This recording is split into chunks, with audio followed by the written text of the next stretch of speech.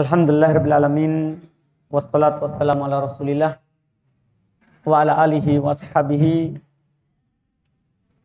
wa man tabi'ahum bi ihsan ila yaumiddin. Amma ba'd.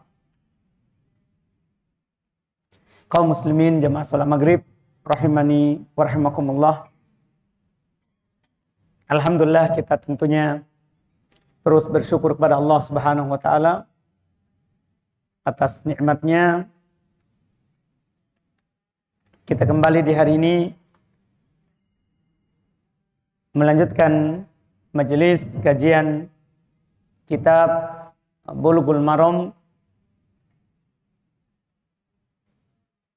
min Adillatil Ahkam karya Al-Imam Al-Hafidh Ibn Hajar rahimahullahu ta'ala.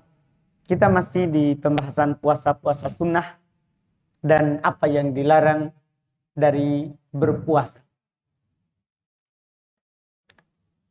Kita lanjutkan di hadis yang belum sebutkan. Ini sudah masuk dalam puasa-puasa yang dilarang. Karena di sebelumnya sudah disebutkan beberapa jenis puasa yang dilarang. Di antaranya puasa di 2 hari Id. Kemudian puasa di hari Tasyrik. Tanggal 11, 12, 13 di bulan Dzulhijjah. Kata beliau rahimallahu ta'ala melanjutkan, wa an Abi Hurairah radhiyallahu ta'ala anhu qala anin Nabi sallallahu alaihi wa alihi wasallam qala la taqtasu lailatal jum'ati biqiyam min bainal layali wa la taqtasu yaumal jum'ati bisiyam min bainal ayyam illa ayyakuna fi shaumi yasumuhu ahadukum. Rawahu Muslim. Kemudian beliau berkata wa anhu aidha qala Rasulullah sallallahu alaihi wasallam la yasumanna ahadukum yaumal jum'ah illa ayyasuma yauman qablahu aw yauman ba'dahu. Muttafaqun alaih. Kata beliau rahimahullah, dari Abu Hurairah radhiyallahu taala anhu, beliau berkata, dari Nabi kita Muhammad sallallahu alaihi wasallam beliau bersabda, jangan kalian mengkhususkan malam Jumat untuk sholat malam antara malam-malam yang ada. Dan jangan kalian mengkhususkan hari Jumat dengan berpuasa antara hari-hari yang ada. Kecuali orang yang biasa berpuasa di antara kalian, maka tidak apa-apa dia berpuasa. Juga dari ini riwayat Imam Muslim. Juga dari Abu Hurairah, beliau berkata, Rasulullah SAW bersabda, jangan sekali-sekali salah seorang kalian berpuasa pada hari Jumat. Kecuali dia berpuasa sehari sebelumnya atau sehari setelahnya. Riwayat Bukhari Muslim. Hadits ini beliau bawakan bahwa hari Jumat itu adalah hari yang dilarang untuk berpuasa di dalamnya. Dan larangan ini tentunya bermakna tahrim, pengharuman. Diharamkan untuk berpuasa di hari Jumat. Mengkhususkan puasa pada hari Jumat. Kecuali kita adalah termasuk orang yang biasa berpuasa dengan puasa Daud misalnya. Puasa sehari, buka sehari. Kan bertepatan nanti dengan hari Jumat. Iya. Ini tidak mengapa.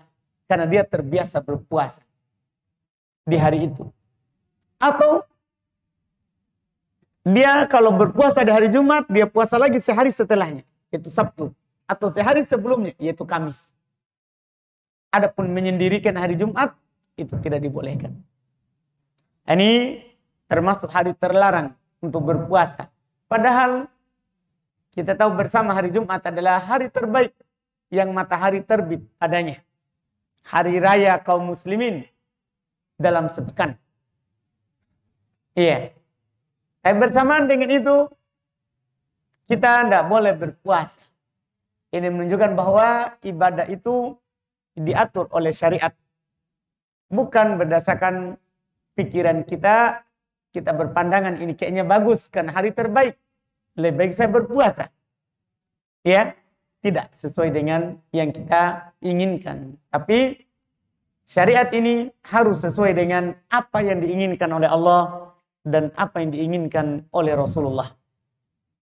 Apa yang diinginkan oleh Rasulullah sallallahu alaihi wasallam. Dan masalah puasa di hari Jumat ini nanti kadang ada pembicaraan di kalangan ulama kita, bagaimana kalau hari Jumat bertepatan dengan hari Arafah? Iya. Atau bagaimana kalau hari Jumat bertepatan dengan hari Asyura? Apa yang harus kita lakukan? Sementara kan di situ sunnah berpuasa. Karena sudah lewat bersama kita. Hari Arafah disunnahkan untuk berpuasa. Dapat pahala. Menghapus dosa kapan? Setahun yang lalu. Gimana kalau bertepatan dengan hari Jumat? Kan di sini dilarang. Maka jalan keluarnya ini di hadis kedua. Boleh kita tetap berpuasa. Tapi kita puasa dulu hari Kamisnya. Atau puasa nanti di hari itu untuk jalan keluar. Kan Nabi telah memberikan jalan keluarnya. Di hadits pertama, Nabi katakan tidak boleh dikhususkan hari Jumat. Umum. Iya. Tidak boleh dikhususkan hari Jumat. Kecuali orang yang biasa berpuasa. Sekarang bagaimana kalau ada orang tidak biasa berpuasa Daud? Kan tidak semua orang berpuasa Daud. Misalnya dia hanya berpuasa 3 hari dalam sebulan. 3 hari dalam sebulan. Sementara ada puasa-puasa sunnah yang datang masanya. Dan kena hari Jumat. Iya. Di hadits pertama Nabi bilang tidak boleh. Tapi di hadits kedua Nabi bilang illa ayyasuma yauman qablahu au yauman ba'dahu. Kecuali dia berpuasa sehari sebelumnya. Jadi kalau kita tahu ini nanti akan jatuh hari Jumat, sudah kita puasa Kamisnya. Supaya kita tidak sendirikan hari Jumat. Atau kalau hari Kamisnya kita tidak sempat puasa, maka kita puasa hari Sabtunya. Karena Nabi bilang puasa sebelumnya atau puasa setelahnya. Atau puasa setelahnya. Apalagi Asyura ya. Puasa Asyura 10 Muharram. Kan memang disunahkan untuk berpuasa di 9-nya. Memang disunahkan untuk berpuasa apa? Di 9-nya. Karena Nabi SAW katakan, la in ishtu ila qadim la asumanna ta'asi. Kalau saya akan hidup sampai tahun depan, saya akan berpuasa hari ke-9-nya. Saya akan berpuasa di hari ke-9-nya. Jadi sunnah kita hari ke-9, kemudian hari ke. Nah, ini jalan keluar tentunya yang sangat indah dan sangat bagus dalam syariat kita terkait dengan larangan berpuasa di hari Jumat. Kemudian beliau berkata, wa anhu, darinya juga, itu dari Abu Hurairah radhiyallahu taala anhu, qala anna Rasulullah sallallahu alaihi wasallam qala idan tasafa Sya'ban fala tasumu. Rawahul khamsatu wastankarahu Ahmad.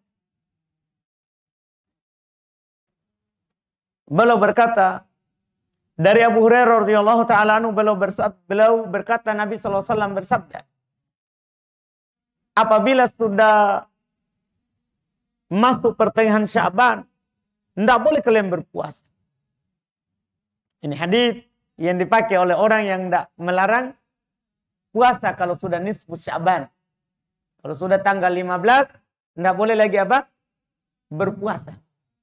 Tidak boleh lagi berpuasa. Hadis ini diriwayatkan oleh Imam 5, tapi dianggap mungkar oleh Imam Ahmad. Tapi dianggap mungkar oleh Imam Ahmad. Bahkan bukan hanya Imam Ahmad menganggap hadis ini mungkar. Banyak. Seperti Imam Yahya ibn Ma'in, Imam Abdurrahman ibn Mahdi, Imam Abu Zur'ah, ya. Dan yang lainnya disebutkan oleh Al-Imam Ibn Rajab rahimahullahu ta'ala bahwa hadis ini adalah hadis yang dhaif. Larangan untuk berpuasa saat sudah masuk pertengahan Sya'ban. Ini dhaif. Bahkan yang sahihnya dulu, yang sudah pernah kita sampaikan. Nabi SAW kadang berpuasa 1 Sya'ban. Atau kebanyakan belum berpuasa di Sya'ban. Sekarang tiba-tiba ada hadis yang melarang puasa kalau sudah pertengahan Sya'ban.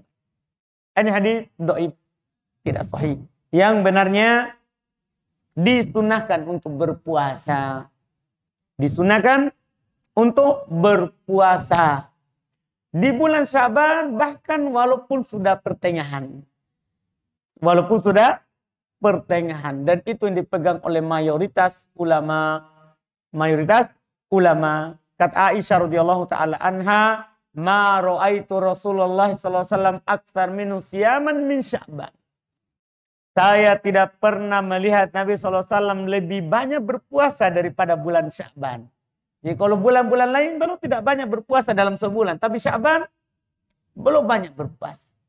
Belum banyak berpuasa. Ini hadis tentunya yang lebih bagus, lebih sahih. Bahkan datang juga dari Ummu Salamah, riwayat Imam Abu Daud. Ya, demikian pula yang lainnya.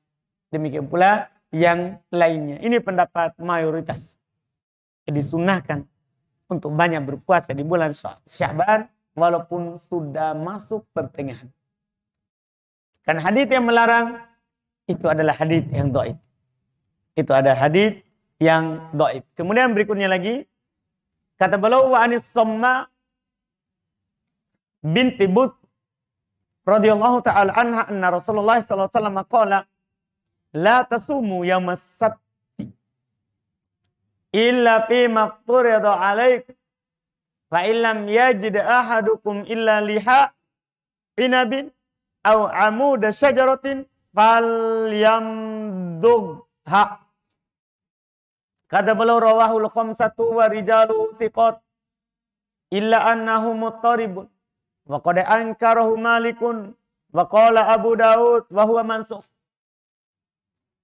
Kata beliau dari As-Samma bintu Bus, dia berkata radhiyallahu taala anha bahwasanya Rasulullah SAW bersabda, jangan kalian berpuasa di hari Sabtu. Jangan kalian berpuasa di hari Sabtu. Kecuali apa yang diwajibkan untuk kalian. Kalau salah seorang dari kalian tidak dapat kecuali batang anggur atau pohon, maka hendaklah dia menggigitnya. Menggigitnya. Artinya di hari Sabtu makan. Iya, jangan berpuasa. Ini riwayat Imam 5, rijalnya katanya kuat, hanya saja dia goncang. Bahkan waqad ankarahu Malik, telah dianggap mungkar oleh Imam Malik. Waqala Abu Daud mansukh, dan berkata Imam Abu Daud, hadits ini telah dihapus. Itu larangan berpuasa untuk hari Sabtu. Hadits ini diperselisihkan oleh para ulama rahimahumullahu taala terkait dengan sahih ataupun dhaifnya.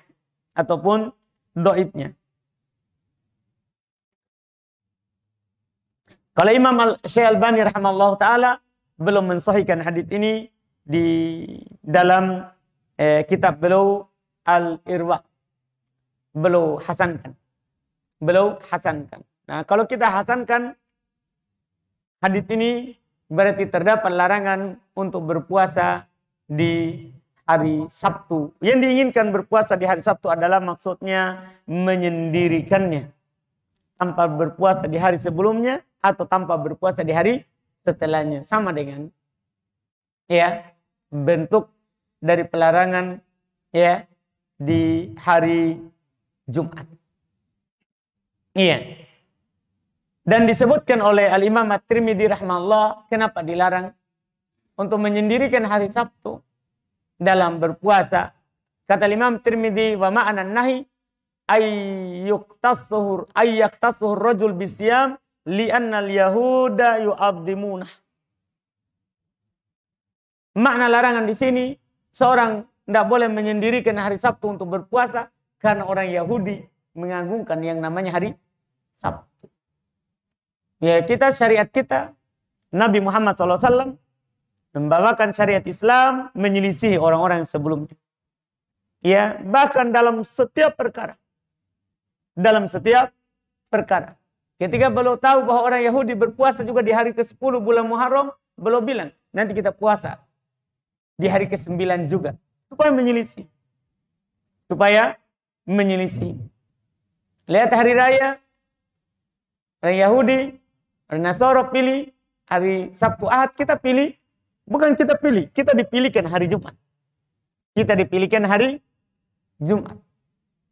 Iya, itu bahwa umat Islam menyelisih mereka. Umat sebelum kita, Yahudi Nasara menghadap ke Baitul Maqdis. Kiblatnya, kita menghadap ke Baitullahi Al-Haram. Orang sebelum kita tidak boleh sembarang beribadah. Kecuali di tempat ibadahnya. Kalau kita umat Islam, di mana saja sholat menjumpai kita, boleh kita sholat. Boleh kita sholat. Bahkan kalau tidak ada air, boleh kita bertayamum. Bertayamum itu khusus umat Islam. Tidak ada di umat sebelum kita. Tidak ada di umat sebelum kita. Itu bertayamum kalau tidak ada air. Kalau tidak ada air. Orang Yahudi, ya kalau haid istrinya, dia datangi juga. Walaupun lagi becek, Pak Haji. Oh, Pak Haji Idrus yang biasa. Nih. Jadi kalau orang Yahudi, Pak Haji, walaupun lagi becek, landasannya tetap dia datangi. Tetap dia mau mendarat. Nah, orang Nasara beda lagi. Kalau lagi becek, dia tidak datang sama sekali, biar tidur bersamanya. Tidak makan masakannya. Itu orang Yahudi. Dia tetap main. Kalau orang Nasrani sebaliknya lagi.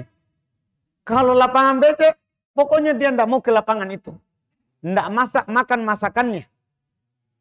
Pokoknya tidak tidur sama. Ada umat Islam pertengahan. Tetap boleh dimakan masakannya. Tetap boleh tidur bersamanya. Satu selimut.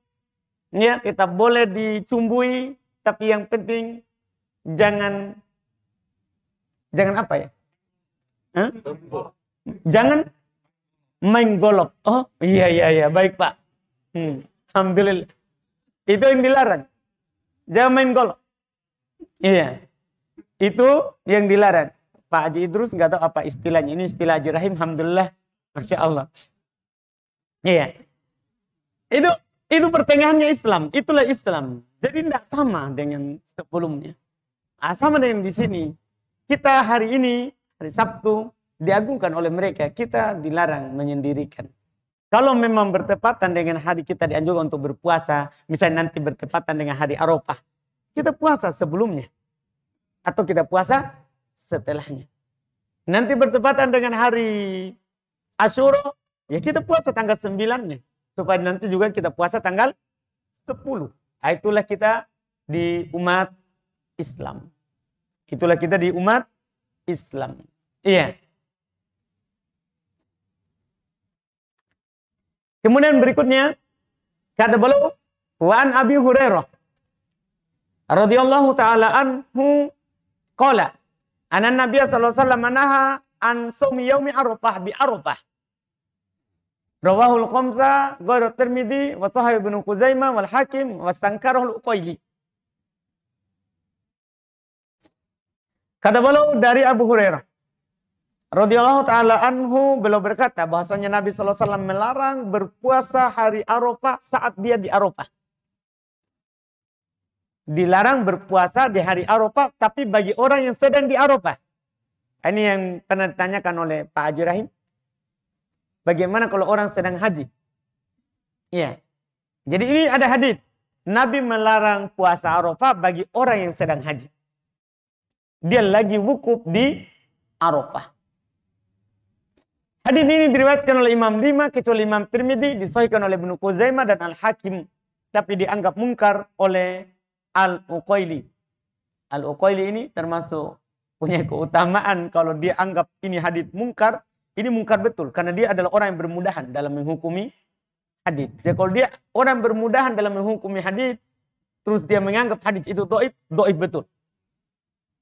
Karena ini bermudahan. Dan disebutkan. Iya. Dan memang hadis ini adalah hadis yang dhaif. Larangan untuk berpuasa di hari Arafah bagi orang yang sedang berada di Arafah. Nah, larangan ini adalah dhaif. Karena dalam sanadnya disebutkan ada rawi yang bernama Mahdi Al-Abdi Al-Hajri dari Ikrimah dari Abu Hurairah. Dia adalah rawi yang majhul. Ya, rawi yang majhul. Bahkan berkata Al-Uqaili la yutaba alaih. Tidak diikuti, tidak ada pendukungnya. Tidak ada pendukungnya. Artinya hadisnya dhaif terkait dengan larangannya.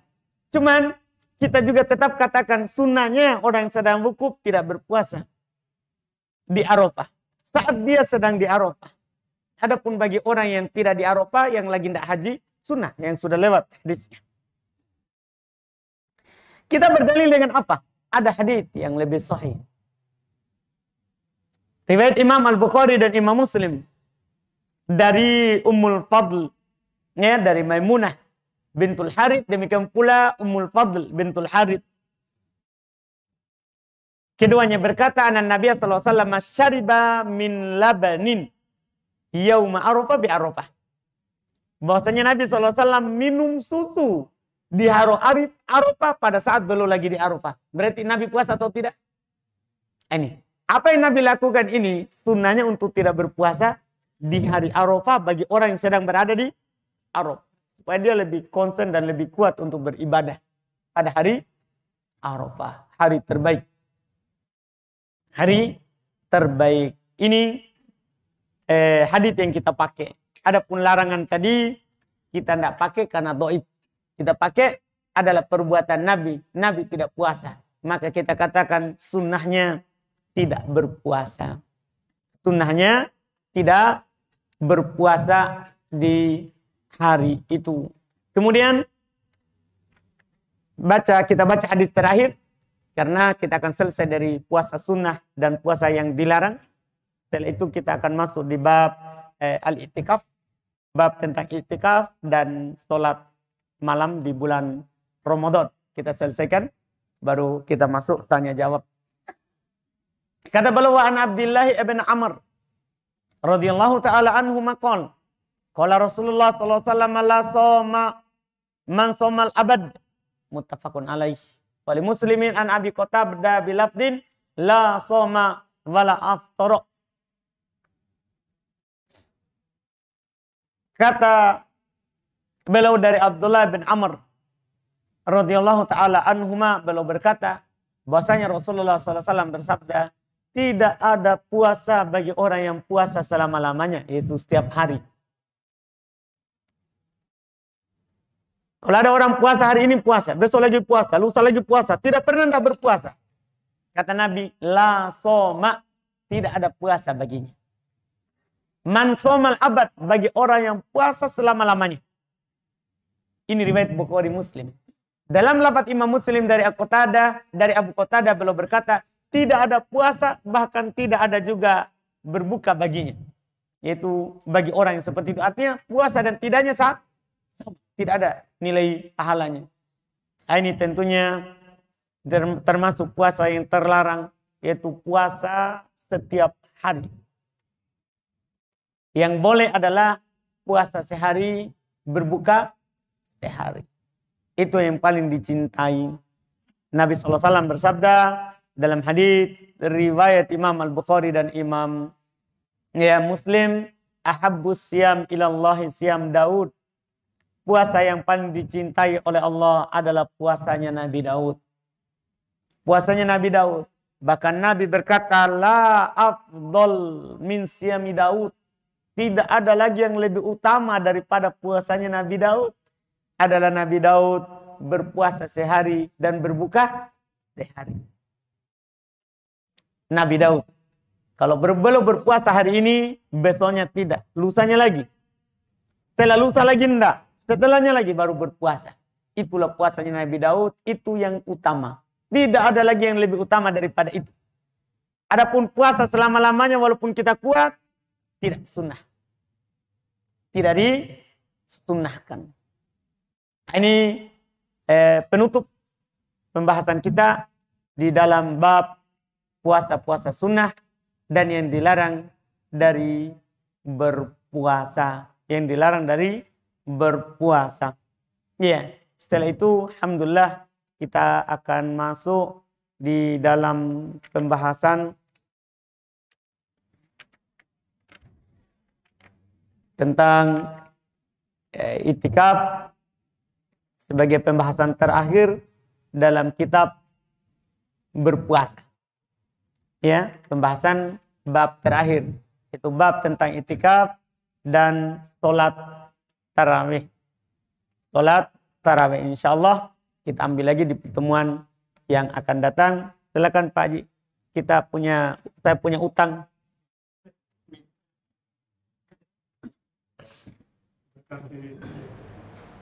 Saya ucapkan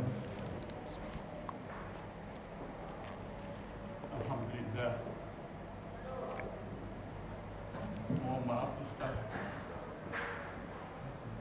Sebenarnya tadi saya lapar. Tapi setelah mendengar uraian Ustaz, langsung saya kenyang. Alhamdulillah. Mudah-mudahan Ustaz diberi umur panjang. Amin. Kesehatan yang diberi oleh Allah Subhanahu wa Ta'ala. Bukan hanya Ustaz, tapi seluruh jamaah majelis ini. Sebagai pengantar, sebenarnya begini Ustaz. Ada 3 pertanyaan saya Ustaz malam ini. Insya Allah. Silakan Pak. Kenapa saya katakan itu Ustaz? Saya lapar kembali Ustaz. Alhamdulillah. Saya lapar betul-betul Ustaz. Saya lapar. Makanya saya pribadi Ustaz, rugi rasanya kalau saya tidak hadir setiap malam Jumat. Masya Allah, alhamdulillah. Rugi betul saya Ustaz. Sebenarnya saya dipanggil oleh anak saya di Bali Ustaz. Tapi saya tunda. Karena saya lapar Ustaz. Alhamdulillah. Terima kasih banyak Ustaz. Sebagai pengantar pertanyaan saya,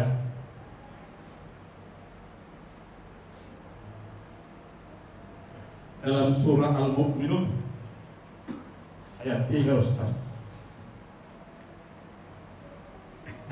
Wallazina hum 'anil lagwi mu'ridun. Artinya orang-orang yang menjauhkan diri dari perbuatan dan perkataan yang tidak berguna. Jadi malam ini saya harus hati-hati Ustaz. Apalagi kata orang bijak, kata-kata yang keluar dari mulutmu itu bukanlah engkau yang punya. Itu Ustaz. Pertanyaan saya yang pertama Ustaz, saya buka firman Allah surah Al-Mujadalah ayat 11. Mohon dikoreksi Ustaz. Yarfa'illahu allazina amanu minkum wallazina utul ilma darajat wallahu bima ta'maluna khabir. Allah akan mengangkat derajat orang-orang yang beriman di antaramu dan orang-orang yang diberi ilmu berat. Dan Allah maha teliti terhadap apa yang kamu kerjakan. Pertanyaan saya Ustaz, itu koruptor yang ditangkap KPK Ustaz, tidak ada yang tahu. Semua dokter ini Bang Ustaz. Itu orang berilmu Ustaz. Ada yang salah di sini Ustaz. Tapi tidak mungkin firman Allah yang salah Ustaz. Yang mana kira-kira yang salah Ustaz? Pertanyaan saya. Masya Allah. Alhamdulillah. Iya. Baik, Masya Allah. Jadi pertama beliau sebutkan tadi di ayat di firman Allah Subhanahu wa taala, iya. Yarfa'illahu alladhina amanu minkum walladhina utul ilma darajat. Allah Subhanahu wa taala mengangkat orang-orang yang beriman di antara kalian dan orang-orang yang diberikan ilmu beberapa derajat. Belum sebutkan. Di sana ada orang-orang punya ilmu. Ya, sudah tinggi titelnya Pak ya. Tapi ditangkap. Gimana itu? Apakah ada masalah dengan firman Allah ini? Katanya orang yang berilmu akan diangkat. Kok malah ditangkap? Bukan diangkat. Iya, tapi ditangkap. Ini masalah. Apanya yang masalah ini? Ya. Apakah firman Allah yang salah? Tidak boleh dikatakan seperti itu. Tentunya tidak mungkin. Karena la ya'tihil batil min baini yadayhi wala min khalfi. Tidak ada kebatilan datang dari firman Allah. Tidak di depan, tidak sebelum, tidak setelah. Tidak ada kebatilan. Berarti yang masalah apanya? Yang masalah Pak, kita harus pahami apa makna ilmu itu di ayat tadi. Apa makna ilmu yang ada di ayat tadi? Bahwa Allah katakan, ya, yarfa'illahu alladhina amanu minkum walladhina utul ilma. Allah mengangkat orang-orang yang beriman di antara kalian dan orang-orang yang diberikan ilmu. Ilmu di sini apa, Pak? Begitu. Nah, kalau kita tidak tahu ini, maka Nabi SAW bersabda dalam hadits Umar bin Khattab, ya, innallaha la yarfa'u bihadzal kitabi aqwaman wa yad'u bihi akharin. Sesungguhnya Allah Subhanahu wa taala mengangkat dengan sebab kitab ini sekelompok orang dan merendahkan yang lain. Jadi maksudnya ilmu di situ Pak, kitab, Quran. Bukan ilmu dunia. Bukan ilmu dunia. Jadi yang masalah karena dia tidak punya ilmu kitab. Dia punya ilmu dunia saja, akhirnya sudah. Bukan diangkat, tapi ditangkap. Itu masalahnya Pak. Karena Nabi yang bilang, maksudnya itu yang diangkat, yang paham Al-Quran. Yang paham Al-Quran. Dan Allah merendahkan yang lain. Jadi dia direndahkan, karena itu Pak, sibuk dengan ilmu itu, tidak paham Quran, akhirnya dia rendah. Tinggi titelnya, tapi rendah di hadapan Allah, karena tidak punya kitab. Tidak punya Al-Quran. Itu yang dimaksudkan Pak, ini tafsir yang paling bagus dari hadits Nabi kita Muhammad SAW. Riwayat ya daripada Imam Muslim dan selainnya. Dan Imam Muslim dan selainnya. Ada kisahnya ini, hadits ini disampaikan oleh Umar bin Khattab. Ya, hadits ini disampaikan oleh Umar ibn Khattab. Jadi pernah suatu ketika Umar ibn Khattab waktu belum menjadi khalifah, penguasa kaum muslimin, belum pusat pemerintahannya di Madinah. Jadi di Makkah beliau angkat sebagai gubernur seorang bernama Nafi' ibn Abdul Harith. Iya, waktu itu Umar radhiyallahu taala anhu mengumpulkan semua para gubernurnya, ya, semua para gubernurnya di suatu daerah, ya, dan ketika itu beliau bertanya kepada Nafi, ya, Ibn Abdurrahman, ya, Ibn Abdul Harith, siapa yang kamu gantikan di sana sebagai pemimpin gubernur, wakilmu, ya, sebagai pejabat sementara selama kamu keluar ke sini? Dia bilang Ibnu Abza. Dia bilang Ibnu Abza. Jadi Umar bertanya, siapa itu Ibnu Abza? Siapa itu Ibnu Abza? Umar ini bilang, Nafi' ibn Abdul Harith bilang, innahu rajulun min mawalina. Dia mantan dari budak kami, seorang lelaki mantan dari budak kami. Maka kata ya Umar ibn Khattab, istakhlafta alaihim maula, kamu jadikan penguasa di penduduk Madinah, penduduk Makkah sementara, ya, budak, mantan budak, ya, nggak ada titelnya, mantan budak. Kata amirnya ini, ya Amirul Mukminin, innahu qari'un li kitabillah wa alimun bil faraid wahai Amirul Mukminin, dia itu memang budak tapi hafal Quran dan punya ilmu tentang faraid. Punya ilmu tentang faraid. Bahkan katanya qadin, dia hakim. Dia hakim karena hafal Quran, tahu ilmu faraid. Maka kata Umar radhiyallahu taala anhu, amma inna nabiyakum sallallahu alaihi wasallam qala, adapun sungguh nabi kalian telah berkata, innallaha la yarfa'u bihadzal kitabi qauman wa yad'u bihi akharin. Sungguh Allah Subhanahu wa taala mengangkat dengan sebab Al-Qur'an sekelompok orang dan merendahkan yang lain. Nah, itu maksudnya ilmunya, Pak. Ilmunya.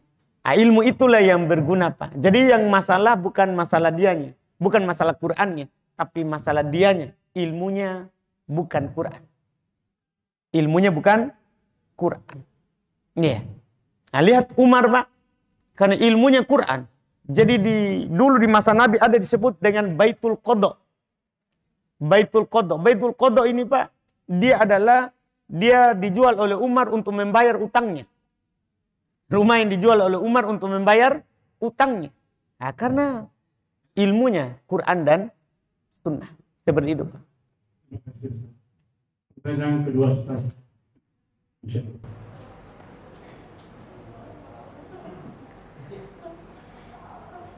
Agak keras sedikit ini, Ustaz, pertanyaan saya. Silakan, Pak. Jamaah yang kami muliakan.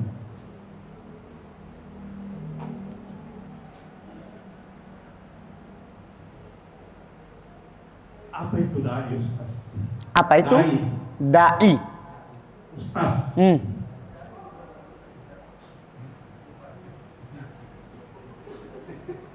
Nah, bagaimana dai itu yang menerima upah, Ustaz? Bayaran. Saya mau tahu, Ustaz.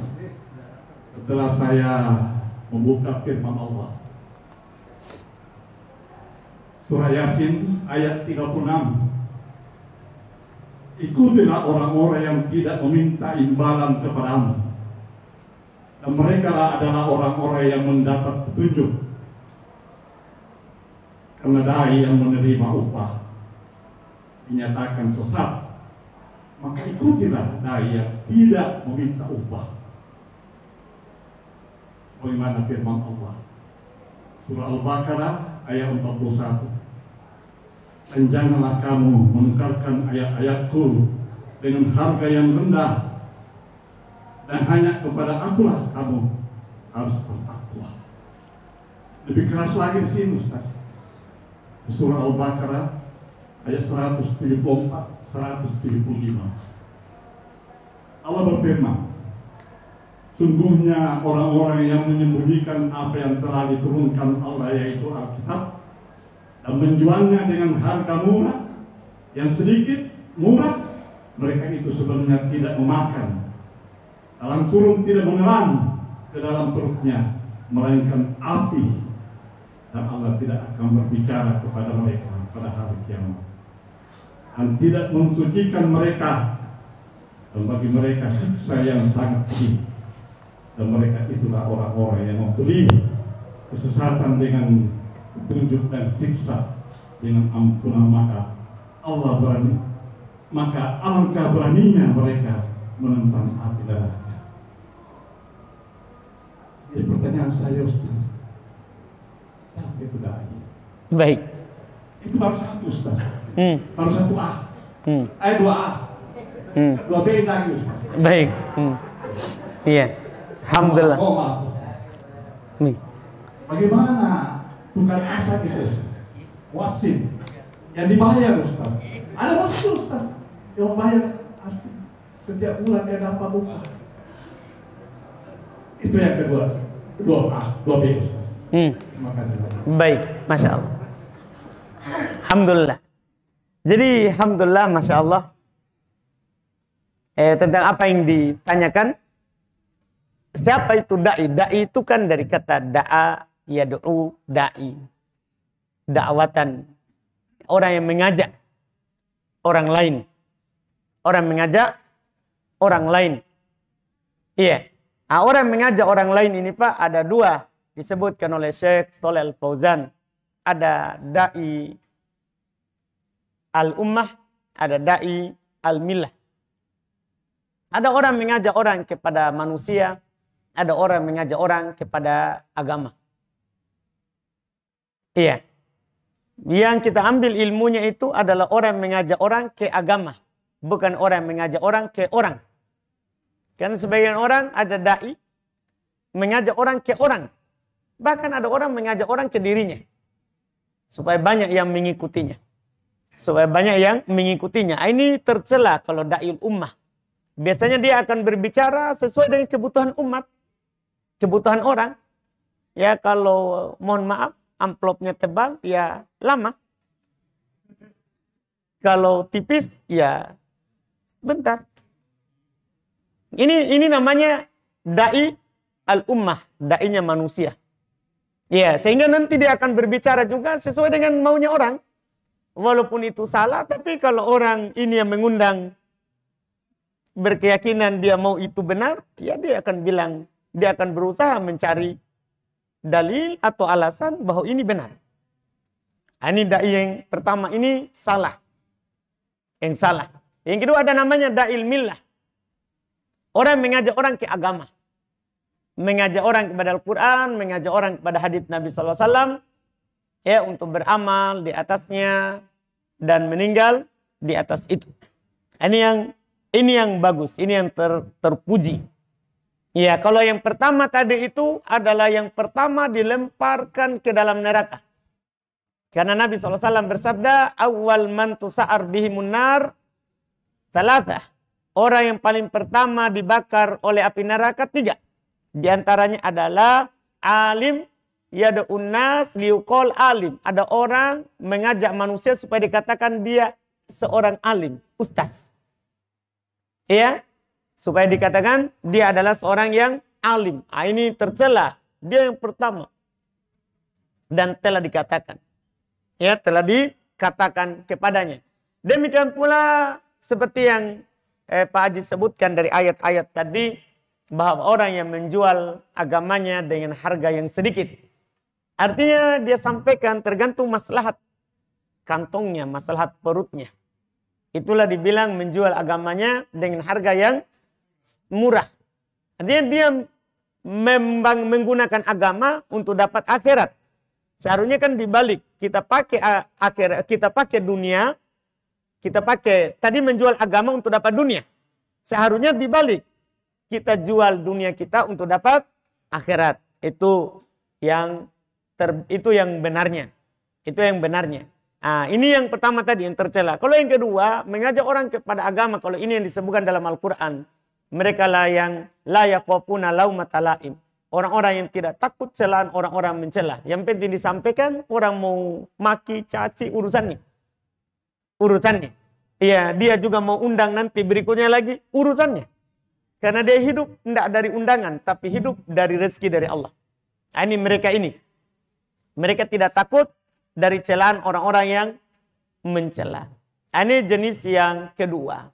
Nah sekarang kalau ini Pak, bagaimana hukum kasih uang? Kasih uang.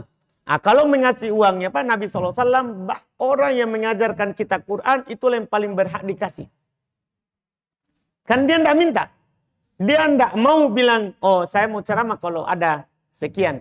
Ini yang berhak dikasih. Kalau masa dulu, sampai sekarang juga kalau di Arab dikasih dari Baitul Mal. Mereka ini dikasih dari Baitul Mal. Iya itu mereka ini. Dikasih dari Baitul Mal. Tapi kalau tidak ada Baitul Mal, ini yang dikasih oleh orang-orang yang muslimin. Memang mereka yang berhak dikasih. Karena mereka telah menggunakan waktunya untuk tidak bekerja, tidak ini. Karena mau mengajarkan orang Quran dan hadits. Ini yang tidak tercela Pak. Dia bukan menjual. Karena dia juga tidak pasang. Ini tidak harus dibayar. Yang penting disuruh ceramah. Dia dipanggil. Itu sudah alhamdulillah. Ini tidak tercela Pak. Bahkan Nabi bilang seperti itu. Mereka lah yang paling berhak dibayar. Daripada yang lain. Daripada yang lain. Adapun muadzin. Tadi pertanyaan yang kedua Pak ya. Muadzin yang dibayar karena adhannya. tergantung muadzinnya juga. Kan sama antara muadzin sama dai. Kalau dia tidak adzan kecuali dengan bayaran, tidak boleh, tercela baginya. Tapi kalau dia gunakan waktunya untuk adzan, kemudian orang muslimin atau masjid sisipkan untuk dia supaya dia konsentrasi dalam tugasnya, dia tidak pergi kerja sehingga terlantar azannya, nah ini dia juga berhak untuk dikasih. Karena ini untuk maslahat kaum muslimin. Untuk maslahat kaum muslimin. Daripada nanti dia pergi bekerja, orang tunggu-tunggu, mana adanya ini? Ternyata dia lagi di sawah. Iya, ini kan bermasalah. Maka kalau dikasih uang untuk itu, boleh. Sama juga dengan masalah imam. Ya, kalau dia mau imam, ya, terus dia dikasih oleh masjid, tidak apa-apa. Tapi kalau dia yang pasang, ya saya tidak mau imam kalau tidak 10 juta dalam 30 hari Ramadan. Ah, ini masalah. Ini masalah. Inilah menjual tadi, Pak. Yang di ayat. Dan menjual ayat-ayat Allah dengan harga yang sedikit. Dengan harga yang sedikit.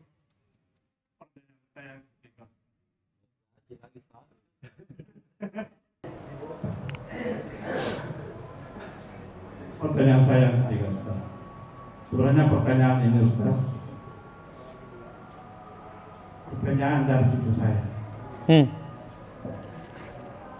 Setiap saya kembali di Ustaz, habis salat Isya, khusus saya meminta untuk menceritakan beberapa nabi dan sahabat tersebut.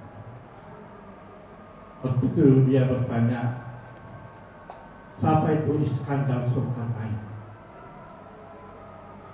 Dan siapa itu Nabi Khidir?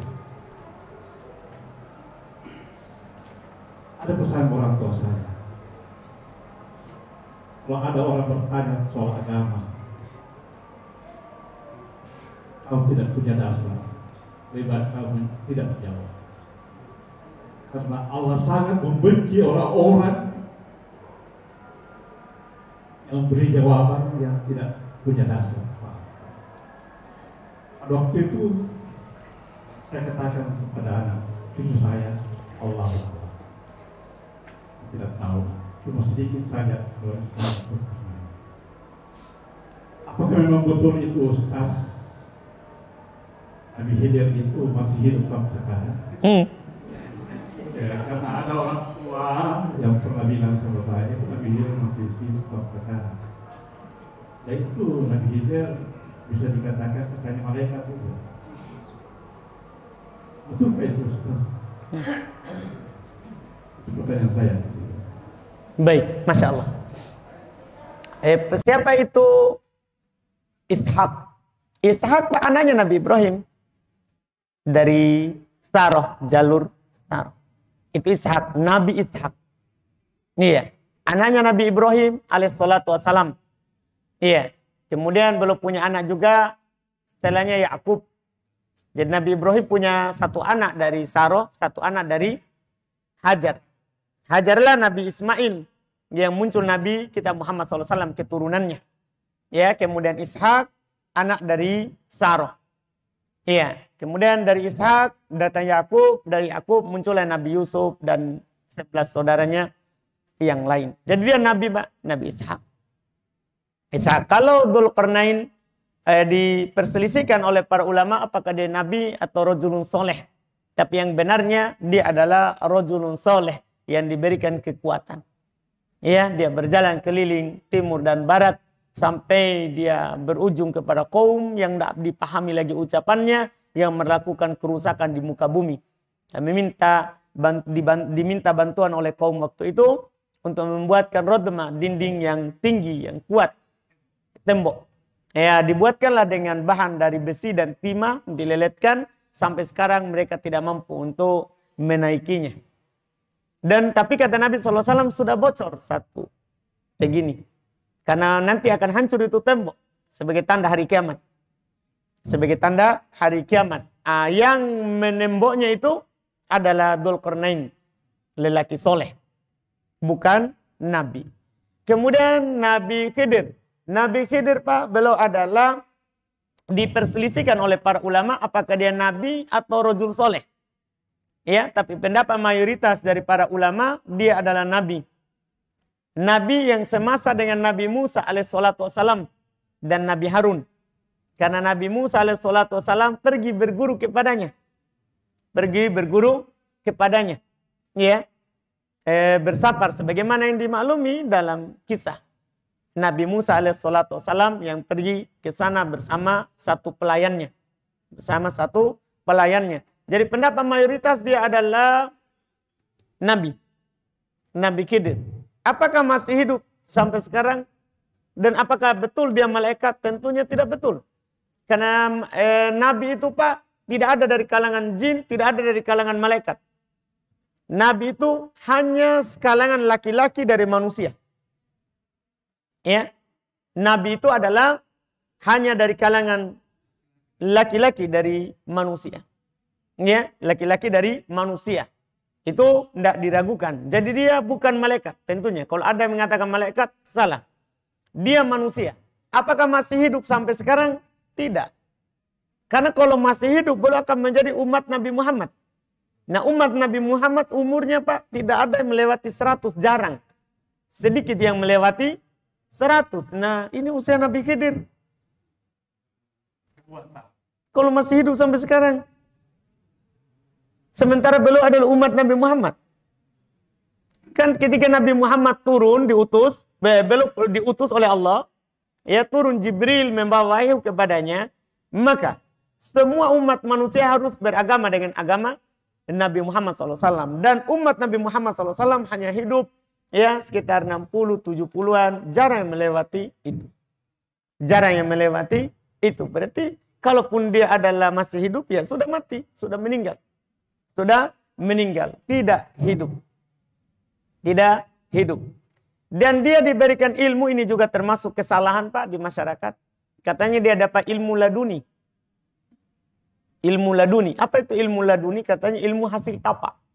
Tidak ada. Ilmu laduni di situ. Tidak. Di situ dikatakan min ladunna ilma. Dari sisi kami. Bukan laduni. Ladunna. Dia diberi dari sisi kami. Siapa kami di situ? Allah. Bukan dia bertapa. Ilmu laduni. Ilmu dia dapat dari pertapaan. Bukan. Iya bukan. Ilmu dari Allah. Dia dapat wahyu. Dari Allah subhanahu wa ta'ala. Atas pendapat bahwa beliau adalah nabi. Kalau yang berpendapat beliau adalah rajulun soleh, ya beliau dapat ilham dari Allah Subhanahu wa ta'ala. Itu Pak tentang itu. Alhamdulillah. Masya Allah. Nggak perlu berdiri Pak. Nanti encok. Alhamdulillah. Alhamdulillah. Oh, alhamdulillah. Iya, ikhlas kita. Alhamdulillah. Baik. Satu saja Pak. Baiklah. Alhamdulillah. Baik, betul.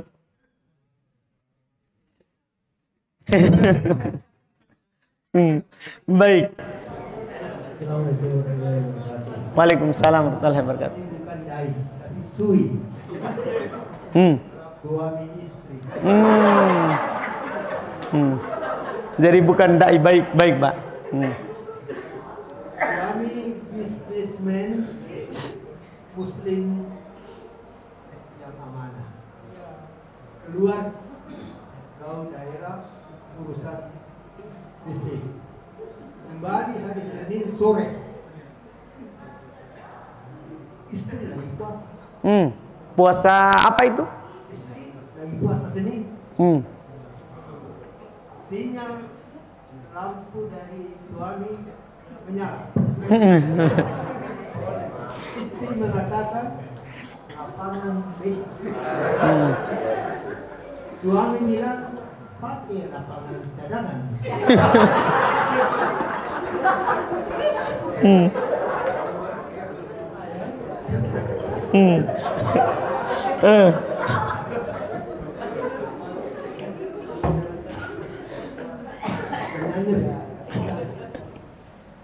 Apa bisa dengan lapangan cadangan? Apakah ya paha, ya sui,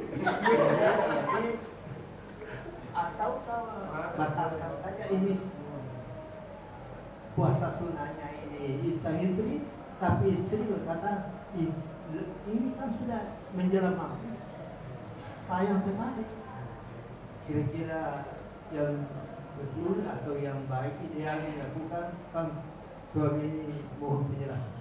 Baik, alhamdulillah. Jadi yang pertama Pak, alhamdulillah wajib istrinya batalkan kalau suaminya, karena taat pada suami wajib. Sementara dia lakukan puasa Senin adalah puasa apa? Sunnah, harus dia batalkan. Sudah lewat hadis sebelumnya juga bahwa tidak halal bagi istri untuk berpuasa sunnah kecuali atas izin suami. Kalau suami tidak izinkan, ini pesawat akan mendarat, ya harus siapkan lapangan, harus dia siapkan. Tidak boleh dia tutup karena puasa. Harus Pak, seperti itu. Ya. Nah, terus kalau suami bilang, ya tidak apa-apa, tunggu sampai buka, pakai lapangan lain saja. Ya, ya boleh juga, alhamdulillah. Boleh, tidak ada masalah. Ya, tapi kalau suaminya ridho, suaminya mau. Kalau suaminya tidak mau, harus siap. Tidak boleh tidak. Seperti itu, Pak. Karena dia wajib taat suami. Baik. Benar, benar.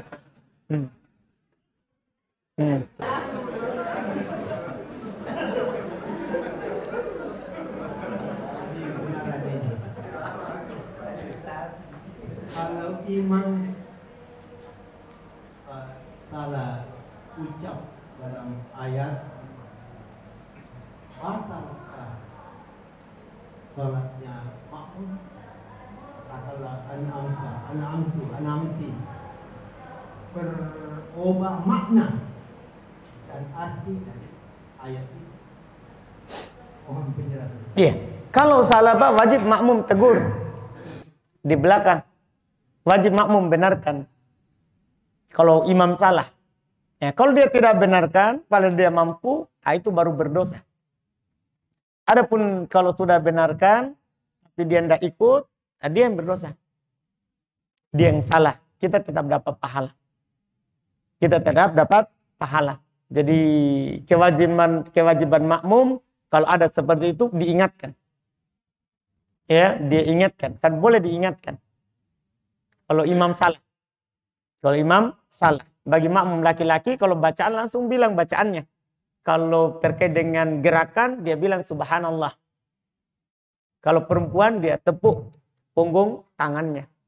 Dia tepuk punggung tangannya. Itu perempuan. Wajib seperti itu. Nanti kalau imamnya terus, baru dia biarkan. Dia yang salah nanti. Dia yang salah. Seperti itu. Sholatnya sah. Alhamdulillah. Baik, kita cukupkan dengan apa yang kita dengar di malam hari ini. Subhanaka wa bihamdik, asyhadu an la ilaha illa anta astaghfiruka wa atubu ilaik. Assalamualaikum warahmatullahi wabarakatuh.